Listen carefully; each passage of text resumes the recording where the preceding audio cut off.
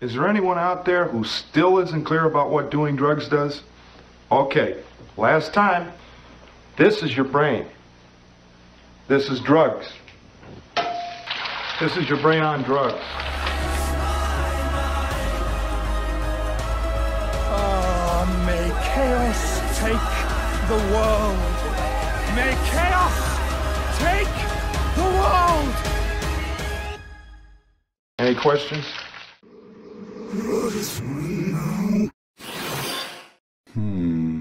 Antes de empezar con el tema del video, creo que es importante dar una introducción al tema en sí.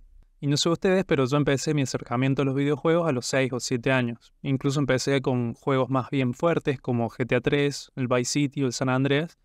Y también jugué a otros como uno de Cusco, que era una delicia de juego, un 10 de 10. De igual manera, ahora con una visión algo más adulta, exponer a un niño a temas de violencia, drogas, muerte, prostitución y emperadores incas no me suena la mejor idea del mundo. Pero la realidad es que a mí no me interesaba para nada esto. Mejor dicho, no me daba cuenta de esa edad y para mí era solo jugar.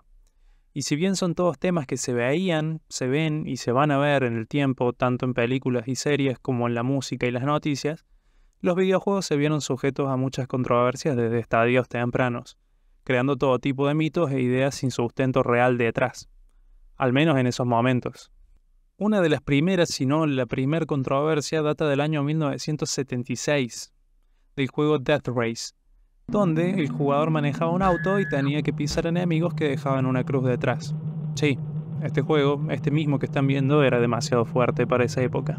Ya para 1992-93 surgió una de las polémicas que más afectaron al mundo de los videojuegos. Se estrenó Mortal Kombat, presentando un nivel de violencia gráfica que nunca antes había sido vista, cosa que fue revolucionaria en la industria y que le permitió a la saga seguir viviendo hasta el día de hoy. Pero junto a su éxito se creó la ESRB en el año 1994, y es gracias a la ESRB que desde entonces los videojuegos cuentan con rangos de edad establecidos. De ahí a que se respeten es otra cosa.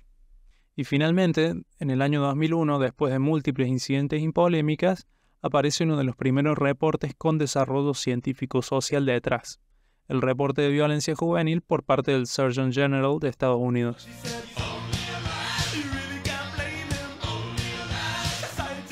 En este reporte del año 2001 se citan una variedad de trabajos en los cuales hablaban no solo de los videojuegos, sino también de las películas, de las series, de la música, más bien de aspectos culturales generales, encontrándose para los videojuegos un pequeño efecto en la violencia física, teorizando también la posibilidad de que los videojuegos puedan tener una influencia incluso mayor en estas actitudes más que el cine o la televisión.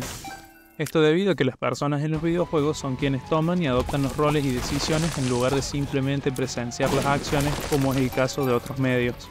Aún así, el reporte concluye que el verdadero efecto de los videojuegos aún debía ser determinado. Desde ese año se dieron numerosas instancias de investigación, publicaciones e incluso conflictos entre autores por las hipótesis y las metodologías que se manejaron. Comentando desde mi lugar y como mi opinión, yo pienso que esta serie de trabajos se dio y se tomó tanto tiempo porque los videojuegos surgieron como un tipo de tecnología nueva y novedosa en su momento. Y como es normal, al ser humano le da miedo y rechazo todo lo nuevo y que desafíe de alguna manera algún tipo de status quo. No solo eso, sino que este medio de entretenimiento evolucionó al igual que la tecnología de esos tiempos a pasos agigantados. Algo podía salir y al año o incluso a los meses ser obsoleto, cosa que llamó mucho la atención. Hoy en día ya no existen estas polémicas, o al menos no al nivel que existían años atrás. Pienso que esto no es únicamente porque se han ido aceptando cada vez más los videojuegos, sino es porque el foco de estas polémicas se ha trasladado hacia nuevas tecnologías, como lo son los celulares y las aplicaciones de estilo TikTok. Pero aún así se siguen investigando los aspectos que pueden ser afectados por los videojuegos, tanto positiva como negativamente.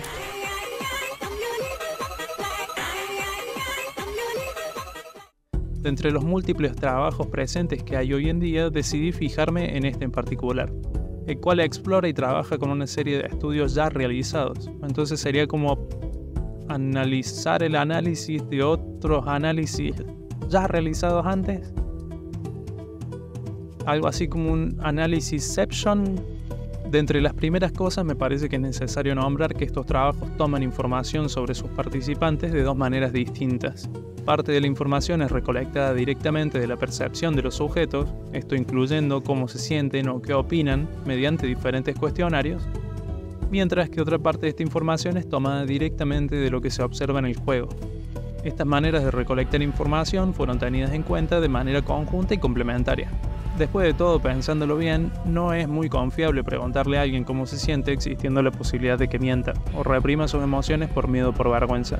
Teniendo esto en cuenta, se midió el impacto de los videojuegos en la personalidad, encontrándose efectos negativos, positivos e incluso ausencia de impacto. Empezando por los efectos negativos, se encontró que juegos de tipo First Person Shooter pueden presentar cambios en la personalidad, que involucren algunos problemas de conducta externos, tales como agresión física o verbal, mientras que otros juegos como los de rol pueden estar relacionados a problemas o dificultades internos de comportamiento, como lo es la ansiedad o la necesidad de reclusión, mientras que en los análisis positivos se encuentran categorizados diferentes beneficios, tales así son como los sociales, los emocionales, los motivacionales y los cognitivos, encontrándose que diferentes tipos de juegos tienen diferentes tipos de impactos positivos en diferentes áreas.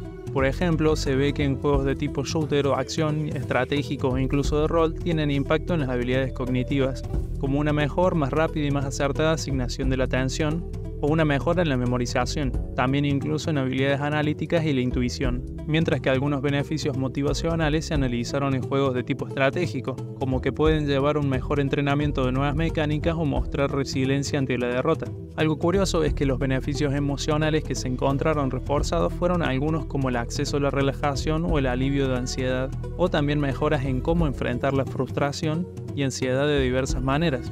Lo curioso es que se observó con juegos de tipo puzzle o rompecabezas, pero esto ya es algo a lo que vamos a volver pronto, mientras que finalmente los beneficios sociales se observaron en juegos de carácter cooperativos y de rol. ¡Qué sorpresa! Encontrando beneficios como la promoción de conductas prosociales y cooperativas, o incluso la reducción de conductas hostiles. Y como dije también, se encontraron ausencias de impacto real. Esto se observó en experimentos tales como organizar dos grupos diferentes de jóvenes en el mismo shooter. La diferencia fue que en uno de estos juegos, al morir el enemigo, uno poseía comportamientos realistas de tipo ragdoll, mientras que en el otro, al morir, no presentaban conductas realistas.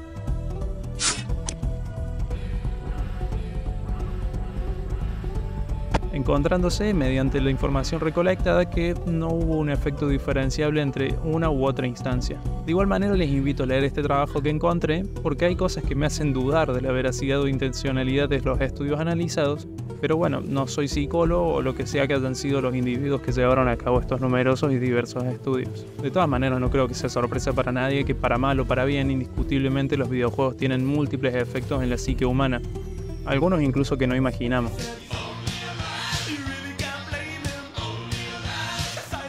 ¿Se acuerdan que nombré los beneficios emocionales que se vieron en juegos de tipo rompecabezas? Uno de estos efectos que no nos imaginaríamos es que el Tetris puede potencialmente ayudar a aquellos quienes sufren de estrés postraumático. Supongo que alguien sí se lo imaginó, pero se entiende.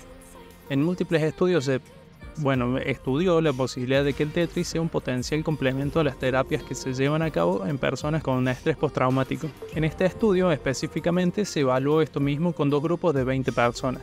Cada uno de estos grupos fueron expuestos a terapias usuales para este tipo de aflicciones, pero la diferencia radica en que uno de estos grupos también jugó al Tetris por 1 hora cada vez que asistieron a las terapias. Eventualmente, y al final de esta serie de terapias prolongadas en el tiempo, se encontró que el grupo que sí jugó al Tetris vio su volumen hipocampal incrementado, así como esto se correlacionó a una eventual reducción de los síntomas, también incluyendo la depresión y la ansiedad.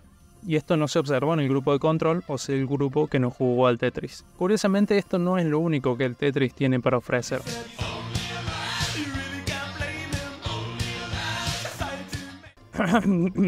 Este efecto se viene hablando desde hace mucho tiempo, pero actualmente las investigaciones sobre este fenómeno se estudian bajo un nombre más general. Por lo tanto, llamarlo efecto Tetris está algo más en desuso.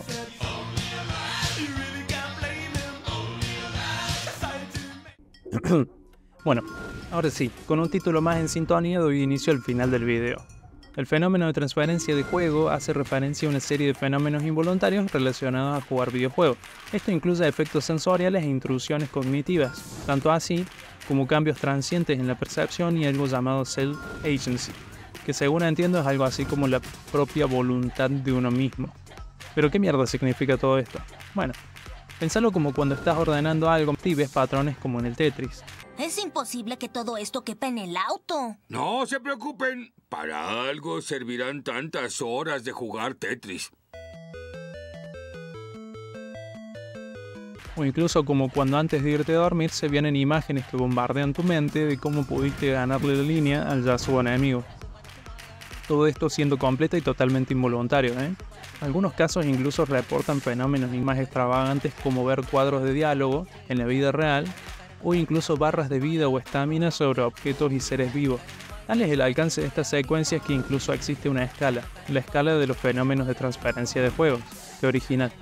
Esta escala fue utilizada en diversos estudios y consta de 20 ítems, divididos en 5 dimensiones diferentes, que incluyen percepciones corporales alteradas, percepciones visuales alteradas e incluso percepciones auditorias alteradas. También incluyen procesos mentales automáticos y actitudes y acciones.